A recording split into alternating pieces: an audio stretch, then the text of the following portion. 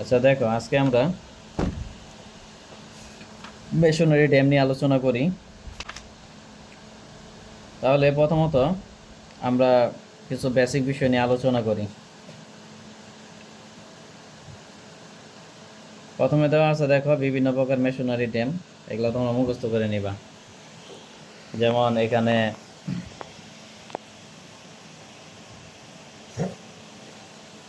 মাটির ড্যাম আছে, মাটির বাঁধ আছে, মেশনারি বাঁধ আছে, তারপরে নমনীয় বাঁধ, অনমনীয় বাঁধ, মাটির বাঁধ, তারপর রকফিল বাঁধ, মেশনারি বাঁধ, এইভাবে দেওয়া আছে। এগুলো তোমরা মুখস্থ করে নিবা। এখন দেখো ড্যামের প্রকারভেদ। ড্যাম সাধারণত তিন প্রকার হয়ে থাকে। একটা হলো আয়তাকার, আরেকটা হলো ট্রাপিজয়েডাল। ঠিক আছে, ট্রাপিজয়েডাল হলো পানির পাশে খাড়া, মানে পানির দিকে খাড়া থাকবে আর কি, যেদিকে পানি থাকবে সেদিকে খাড়া থাকবে। আরেকটা হলো ট্রাপিজয়েডাল ড্যাম, পানির পাশে হেলানো। মানে এই যে এখানে প্রথমটা হলো আয়তাকার ড্যাম, আর এটা হলো ট্রাপিজয়েডাল ড্যাম, বাট এটা পানির দিকে কি খাড়া, মানে যে ঢালটা আছে এটা কি পানির বিপরীত দিকে আছে। আরেকটা হলো পানির দিকে ঢাল। ঠিক আছে, মানে এটাও ট্রাপিজয়েডাল, এটাও ট্রাপিজয়েডাল, বাট একটা ট্রাপিজয়েডালের ঢাল কি পানির বিপরীত দিকে, আরেকটার ক্ষেত্রে ঢাল কি পানির দিকে। এই হলো বিষয়। এখানে আর তেমন কিছু নাই। এরপরে আমরা একটা গুরুত্বপূর্ণ বিষয় দিব, এটা হলো মধ্য তৃতীয়াংশের রুলস। এটা পরীক্ষা তো আসে। এখানে দেখো বলছে যে ড্যামের প্রস্থচ্ছেদ বা আকৃতি এমন হওয়া উচিত যাতে পানির পার্শ্বচাপ, ড্যামের ওজন এবং এর লব্ধি বল আর ড্যামের বেসের মধ্যরেখা বরাবর ক্রিয়া করে। ড্যামের তলদেশ প্রস্থকে সমান 3 ভাগে ভাগ করলে দুই দুই পার্শ্বে দুটি বহিস্থ তৃতীয়াংশ এবং মধ্য অংশের মধ্যে মধ্য অংশ থাকে। আচ্ছা, লব্ধি বল আর যদি ড্যাম বেসের মধ্য তৃতীয়াংশ দিয়ে অতিক্রম হয় তবে বেসের সর্বোচ্চ পীড়ন গ্রহণযোগ্য পর্যায়ে থাকবে এবং ড্যামের অসন বসন দূরীভূত হবে এবং বেস টান পীড়ন বিহীন হবে, ড্যামটি উল্টিয়ে পড়বে না। একে মধ্য তৃতীয়াংশ রুলস বলে। মানে মধ্য তৃতীয়াংশ রুলস বলতে বোঝাচ্ছে যে এই যে এটা একটা মেশনারি ড্যাম, এ হলো ড্যামের উপরের প্রস্থ, আর এখান থেকে এই পর্যন্ত হলো ড্যামের নিচের প্রস্থ। ঠিক আছে, তারপরে একবারে উপর থেকে একবারে নিচ পর্যন্ত হলো ড্যামের গভীরতা। আর এটা হলো ওয়াটার লেভেল বা ডাব্লুএল। ওয়াটার লেভেল থেকে ড্যামের একবারে নিচ পর্যন্ত হলো পানির গভীরতা। তাহলে ড্যামের গভীরতাকে বড় হাতের এইচ দ্বারা প্রকাশ করব, আর পানির গভীরতাকে ছোট হাতের এইচ দ্বারা প্রকাশ করব। ড্যামের উপরের প্রস্থকে এ দ্বারা প্রকাশ করব, নিচের প্রস্থকে কি বি দ্বারা প্রকাশ করব। তাহলে এই বিষয়টা বুঝছো কি না? এখন মধ্য তৃতীয়াংশের নিয়ম হলো যে যখন পানি এদিকে আসবে তো পানি কি করবে, একটা হরিজেন্টাল চাপ প্রয়োগ করবে। তো হরিজেন্টাল যে চাপ প্রয়োগ করবে এটাকে পার্শ্ব চাপ বলে। তাইলে পানি দিবে পার্শ্ব চাপ। আবার ড্যামের কি নির্দিষ্ট একটা ওজন আছে। ওজন কাজ কি, ওজন নিচের দিকে ক্রিয়া করে। ওজন কোন দিকে ক্রিয়া করে? নিচের দিকে। তাহলে দেখো ওজন ক্রিয়া করতেছে নিচের দিকে, আর পানি দিতেছে কি পার্শ্ব চাপ। ঠিক আছে, মানে এই যে এইদিকে চাপ দিতেছে। বিষয়টা যদি আমি একে দেখাই, ধরো এটা হলো ড্যামের সেন্টার অফ গ্র্যাভিটি বা ভরকেন্দ্র। আমরা জানি যে বলের যত ক্রিয়া বা প্রতিক্রিয়া সব কিছু কি ভরকেন্দ্র বরাবর হয়। তাইলে এই যে এটা হলো জি বা সিজি, জি না বলে আমরা সিজি বলি, এটা হলো ড্যামের ভরকেন্দ্র। তাইলে এই ভরকেন্দ্র থেকে ড্যামের যে ওজন আছে এটা কি সবসময় নিচের দিকে ক্রিয়া করবে। আর পানি যে চাপ দিবে এটা কোন দিকে দিবে বলো তো? এইদিকে দিচ্ছে। তাহলে চাপ যাচ্ছে কি এইদিকে, বা চাপের ক্রিয়া হলো এইদিকে। এখন দেখো এই যে পি বল এবং ডাব্লু বল ক্রিয়া করতেছে একটা নির্দিষ্ট বিন্দুতে বা সিজিতে, মানে ড্যামের ভরকেন্দ্রে। তাহলে এটার অবশ্যই একটা প্রতিক্রিয়া থাকবে। ওজন করতেছে ক্রিয়া, পার্শ্ব চাপ করতেছে ক্রিয়া, বা পানি চাপ করতেছে ক্রিয়া। তাহলে কি থাকবে? প্রতিক্রিয়া থাকবে না? প্রতিক্রিয়া থাকবে। এখন এই যে প্রতিক্রিয়াটা আছে, এই প্রতিক্রিয়াটা যদি এই কর্নারের দিকে হয় বা এই কর্নারের দিকে হয়, তাহলে দেখবা যে ড্যাম উল্টে যাইতে পারে। মনে করো ড্যামের এই যে এই কর্নারে বা এই কর্নারে যদি প্রতিক্রিয়া হয়, মানে যে পরিমাণ বল দিছি এই একই পরিমাণ যদি প্রতিক্রিয়া করে, তাইলে কি ড্যামটা উল্টে যাবে বা উল্টে যাওয়ার একটা সম্ভাবনা থাকে। শুধু উল্টে যাবে না, এখানে ধরো তোমার উল্টে যেতে পারে, তারপরে ড্যামের যে এখানে অবস্থানটা আছে এটা থেকে কি সরে যাইতে পারে, মানে পিছলিয়ে যেতে পারে, উল্টেও যেতে পারে, আবার কি পিছলিয়েও যেতে পারে, আবার কি নিচের দিকে বসেও যাইতে পারে, অসম্বসন হইতে পারে। মানে এখানে ড্যামের ক্ষেত্রে তোমার তিনটা নিরীক্ষা করা হয়। একটা হলো উল্টানো নিরীক্ষা। উল্টানো নিরীক্ষা হলো যে ধরো এই যে লব্ধিটা আছে এটা যদি এইদিকে বা এইদিকে ক্রিয়া করে, মানে কর্নারের দিকে, তাহলে দেখবা যে ড্যামটা উল্টে যেতে পারে। আবার দেখবা যে ড্যামটা কি এই নিজের অবস্থান থেকে সরে যেতে পারে, হয়তো বা এদিকে যেতে পারে, এদিকে তো কখনো আসবে না, এদিকে যাইতে পারে, যেহেতু পানি চাপে এদিকে, মানে সরে যাবে। আরেকটা হলো অসম্বসন। অসম্বসন মানে এখানে ধরো ড্যাম আছে, ড্যাম কি একটা নির্দিষ্ট বেসে আছে বা একটা নির্দিষ্ট বেস লেভেলে আছে, এটা কি নিচের দিকে চলে যেতে পারে। তাইলে এখন আমাদের কাজ কি, এই যে প্রতিক্রিয়া আর এটাকে এমন একটা জায়গায় ফেলাইতে হবে যেখানে কি ড্যামটা সেফ থাকবে, মানে উল্টেও যাবে না, পিছলিয়েও যাবে না, আবার কি অসম্বসন হবে না। এই জন্য যে কাজটা করা হয়, এখানে নিচের যে প্রস্থ আছে এটাকে সমান 3 ভাগে ভাগ করব। কয় ভাগে? 3 ভাগে। তাহলে 3 ভাগে যদি ভাগ করি, ধরো এখান থেকে এই পর্যন্ত 1 ভাগ, এখান থেকে এই পর্যন্ত 1 ভাগ, এখান থেকে এই পর্যন্ত একটা ভাগ, ঠিক আছে? 3টা ভাগ করলাম। এখন 3টা ভাগ করার পরে এই মাঝখানে যে ভাগটা থাকবে এই ভাগ দিয়ে আমরা লব্ধি যে প্রতিক্রিয়া আছে এটাকে পাস করব। তো পাস করার ফলে কী হবে, ড্যামটা দেখবে যে সেফ থাকবে। তাহলে এখন এই বিষয়টা বুঝছো কিনা বলো। এখন এই যে নিচে এখান থেকে এই পর্যন্ত বি, এই বি দ্বারা বোঝাচ্ছে যে ড্যামের নিচের প্রস্থ। আর এই যে নিচের যে অংশটা আছে এটার ক্ষেত্রে আমরা যদি ভরকেন্দ্রের দিকে আসি তাহলে কি অর্ধেক দূরত্ব অতিক্রম করতে হবে। তাইলে এখানে ভরকেন্দ্র হলে এখানে, তাহলে এখান থেকে এই পর্যন্ত কি b/2 হবে, এখান থেকে এই পর্যন্ত b/2 হবে। তাহলে এই b/2 যে লেখছে এটা বুঝছো কিনা বলো। আচ্ছা, এটা যদি হয়ে থাকে তারপরে দেখো এখানে আরও কিছু বিষয় আছে।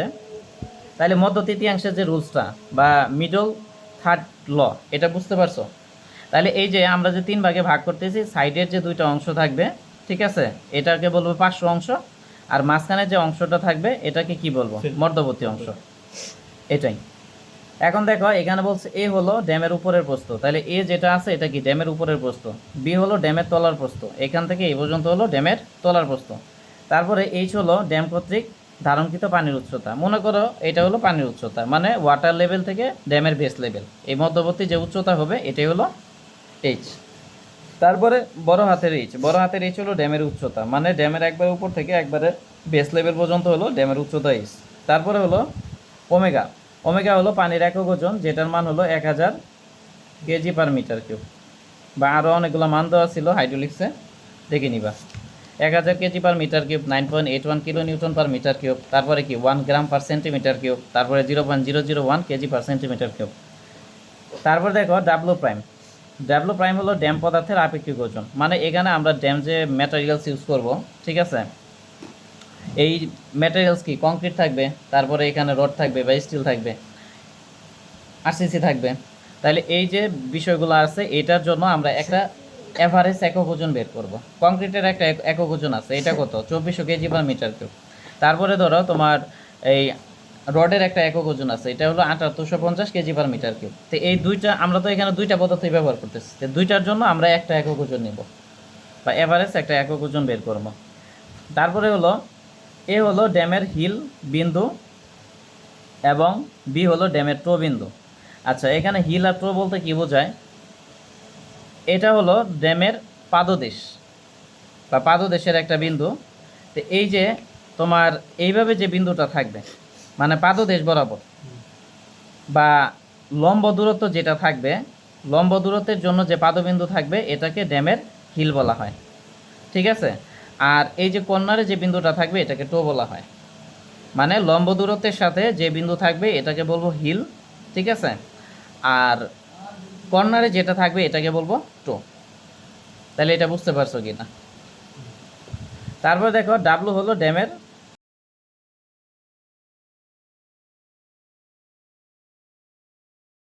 চাপ, মানে এখানে পানি কি হরিজেন্টালি চাপ দিতেছে, তো এটা 1 মিটারে কতটুকু চাপ দিবে, এটা হলো পি।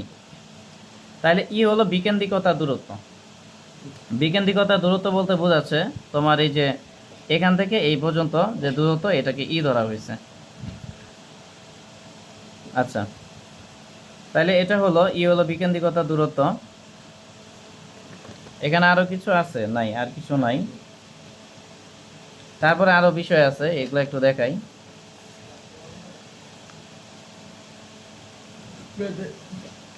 এখানে দেখো প্রথমে হয়েছে হিল হতে ভরকেন্দ্রের দূরত্ব। এ হলো কি হিল, আর বি হলো টো। তাহলে হিল থেকে ভরকেন্দ্রের দূরত্বকে আমরা এক্স ধরে নিব। তারপরে ভরকেন্দ্র থেকে লব্ধির দূরত্ব। ভরকেন্দ্র হলো এখানে, আর লব্ধি কি? লব্ধি ধরো তোমার এই যে এইভাবে কাজ করতেছে, আর লব্ধি যেহেতু এইভাবে কাজ করতেছে, এর দুইটা অংশ থাকবে, একটা হলো হরিজেন্টাল আর একটা কি ভার্টিক্যাল। তাইলে এইভাবে যদি আমরা হরিজেন্টাল, ভার্টিক্যাল এবং হরিজেন্টাল করি, ঠিক আছে, এটা এদিকে যাচ্ছে মানে কি,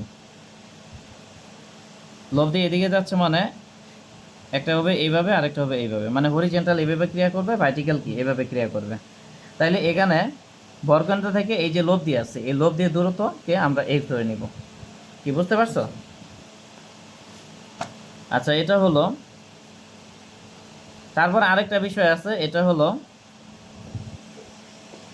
হিল থেকে লব্ধি পর্যন্ত দূরত্ব। এটা কি হবে, এক্স এবং এক্স যোগ করব, এই দুইটা যোগ করলেই হিল থেকে কি একবার লব্ধি পর্যন্ত দূরত্ব পাওয়া যাবে। এই হলো বিষয়।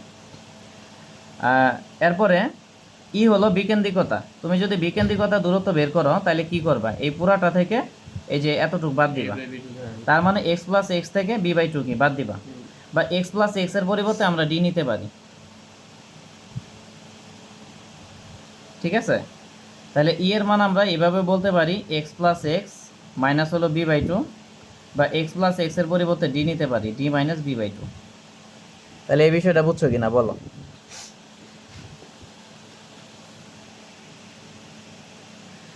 আচ্ছা, এটা যদি বুঝে থাকো, এখন ডিরেক্টলি আমরা বেসিক বুঝছি, তার মানে এখন অঙ্ক করতে পারবো, ডিরেক্টলি অঙ্কে চলে যাই। দেখো এখানে বলছে যে একটি মেশনারি ড্যামের উপরের প্রস্থ বি। তাহলে আমরা সলিউশনে ধরে নিব যে ড্যামের উপরের প্রস্থ ইজিক্যাল টু 0.8 মিটার। ড্যামের উপরের প্রস্থকে এ ধরবো, আর তলার প্রস্থকে বি ধরবো। তাহলে তলার প্রস্থ বি ইজিক্যাল টু 6 মিটার। তারপরে ড্যামের উচ্চতা, ড্যামের উচ্চতা কি বড় হাতের এইচ, এটা ইকুয়াল টু আমরা ধরে নিলাম 10 মিটার। তারপরে হলো পানির উচ্চতা, পানির উচ্চতা ছোট হাতের এইচ, পানির উচ্চতা এইচ ইজিক্যাল টু 9 মিটার। তারপরে মেশনারির ওজন, তাহলে মেশনারি ওজনকে গামা দ্বারা প্রকাশ করব, gamma equal to 1950 KG per metre cube. তারপরে এখানে মাটির ভারবহন ক্ষমতা দেওয়া আছে, এটাকে এফ দ্বারা প্রকাশ করা হয়, F equal to 1400 KG per metre square. তারপরে ঘর্ষণ সহগ মিউ, এটার মান আছে 0.5, তাহলে ঘর্ষণ সহগ মিউ 0.5 নিলাম। এখন পানির একক ওজন আমরা কি জানি, বা পানির আপেক্ষিক ওজন কি জানি, omega equal to 1000 KG per metre cube. তাহলে এই অঙ্কগুলো করার ক্ষেত্রে আমাদের কিছু স্টেপ ফলো করতে হবে। প্রথমে হলো পানির 500 চাপ বের করতে হবে, বা একক মিটারের জন্য পানির কি 500 চাপ বের করতে হবে। ঠিক আছে, তাহলে দেখো আমরা লিখবো যে পানির 500 চাপ। তাহলে পানির 500 চাপ পি ইজিক্যাল টু সূত্র হলো ওমেগা এইচ স্কোয়ার বাই 2। ঠিক আছে, এখন ওমেগার মান কত 1000, এইচ এর মান কত পাইছি 9 দিলাম, নিচে 2 দিলাম, এটা ক্যালকুলেশন করবা, করলে এটা আসবে। তারপরে এখন ড্যামের প্রতি একক দৈর্ঘ্যে ওজন বের করব। তাহলে এটা সূত্র হলো এ প্লাস বি বাই 2 ইন্টু কি গামা এইচ। এটা কিভাবে আসে, এটা একটা ফর্মেট আছে, আমি আপাতত এটা আলোচনা না করি, তোমরা সূত্র হিসেবে মুখস্থ করে নিও।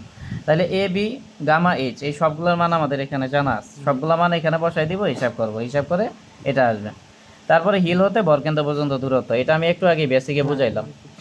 তাহলে এটা হলো এক্স, এটা সূত্র হলো a square plus b square, a square plus a plus b square, ঠিক আছে, divided by 3 into a plus B.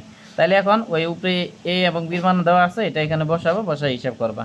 তারপরে ভরকেন্দ্র হতে লব্ধি দূরত্ব, তো এটা ছোটো হাতের এক্স ধরছি, তাই এটা সূত্র হলো পিএস বাই 3W। এখানে মান বসাবা, হিসাব করবা। এরপরে বিকেন্দ্রিকতা, এটা সূত্র হলো x plus x minus b by 2। এখানে মান আগে যেগুলো পাইছি সব বসাবা, হিসাব করবা। এরপরে উল্টানোর জন্য নিরীক্ষা, এখানে 3টা নিরীক্ষা করতে হবে বলছে, একটা উল্টানোর জন্য, আরেকটা পিছলানোর জন্য, আরেকটা কি অসম্বসনের জন্য, মানে সেটেলমেন্টের জন্য, নিচের দিকে যাতে চলে না যায়। এটা সূত্র হলো এটা। তাহলে ওই যে আগে যা মান পাইছি মানগুলো এখানে বসাবা, বসানোর পরে আমরা যে মান পাইছি এটা 2.28।